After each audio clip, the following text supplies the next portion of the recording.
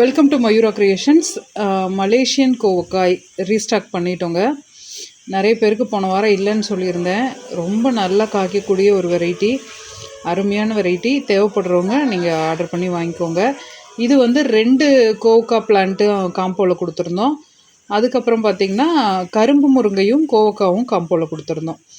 அதுவும் வந்திருக்கு. தேவைப்படுறவங்க வாங்கிக்கோங்க. மாடி தோட்டத்தில் வேணாலும் வைக்கலாம், தரையில் வேணும்னாலும் வச்சு விடலாம். இது கொடியாக படரும். வீட்டுக்கு தேவையான கோவக்காய் நம்ம வந்து பறிச்சுக்கலாம். பொதுவாக இந்த கோவக்காய் வந்து பார்த்திங்கன்னா கடையில் வாங்குறது எனக்கு பிடிக்கவே பிடிக்காது. அது ஒரு மாதிரி நறுக்குன்னு ஒரு மாதிரி புளிப்பாக இருக்கிற மாதிரி தோணும், ஹைப்ரிட் கோவக்காவே. ஆனால் இதில் வர்ற கோவக்காய் ரொம்ப நல்லாயிருக்கும். நம்ம சமைக்கக்கூட வேண்டியதில்லை, அப்படியே நம்ம வந்து கடித்து சாப்பிட்லாம். வெள்ளரி பிஞ்சு சாப்பிட்டோம்னா எப்படி டேஸ்ட்டாக இருக்குமோ அதையை விடவே வீட்டில் காய்க்கிற கோவக்காய் ரொம்ப டேஸ்ட்டாக இருக்கும். அதனால் தேவைப்படுறவங்க நீங்கள் மாடியில் பேக்கில் வச்சாலும் சரி, தொட்டியில் வச்சாலும் சரி, இல்லை இதில் தரையில் வச்சிங்கனாலும் சரி, நல்லா ஒரு தடவை உங்கள் கிளைமேட் செட் ஆகி வேர் பிடிச்சிருச்சுன்னா போதுங்க. ரொம்ப அதீத வெயில் இதுக்கு ஆகாது. அதை மட்டும் கண்டிப்பாக நம்ம பார்த்துக்கணும். வச்சு ஒரு தடவை செட் ஆகிடுச்சுன்னா பேக்கில், எனக்கு மாடியில் வச்சது பார்த்திங்கன்னா கிட்டத்தட்ட 2-3 வருஷமாக அப்படியே தொடர்ந்து காய்ச்சிட்டே இருக்குது. சம்மர் டைமில் காய்க்காது, அப்படியே ஒரு மாதிரி ஸ்டக்கான மாதிரி ஆயிரும்.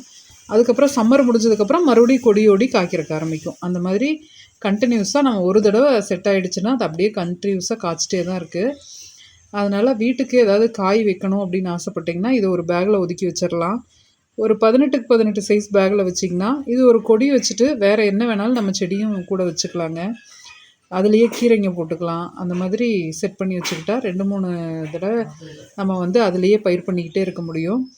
வேரும் வந்து ரொம்ப அதீதமாக போகிறதில்லைங்கிறதுனால ஒரு பேக்லேயே நான் 3-4 வருஷத்துக்கு மேலே வச்சுருக்கேன், அப்படியே வருது. அதனால் தேவைப்படுறவங்க அந்த மாதிரி வச்சுக்கோங்க. ஆனால் ஒரு வீட்டுக்கு ஒரு கோவக்காய் செடி பத்தாதுங்க. ஒரு 2 அல்லது 3ஆவது வச்சிங்கன்னா தான் வாரம் ஒரு 1/4 கிலோ எடுக்க முடியும். அந்தளவுக்கு காய்க்கும். அப்புறம் செடி பெருசாகிடுச்சுன்னா கொஞ்சம் சேர்த்து கிடைக்கும். சின்ன செடியாக இருக்கும்போது பேக்கில் வைக்கும்போது அவ்வளோதான் கிடைக்கும். இதை காம்போவோட சேர்த்து வேணுங்கிறவங்களும் வாங்கிக்கலாம். இது போல் பயனுள்ள தகவல்களுக்கு நம்ம சேனலை சப்ஸ்கிரைப் பண்ணுங்கள், லைக் பண்ணுங்கள், ஷேர் பண்ணுங்கள். தேங்க்யூ.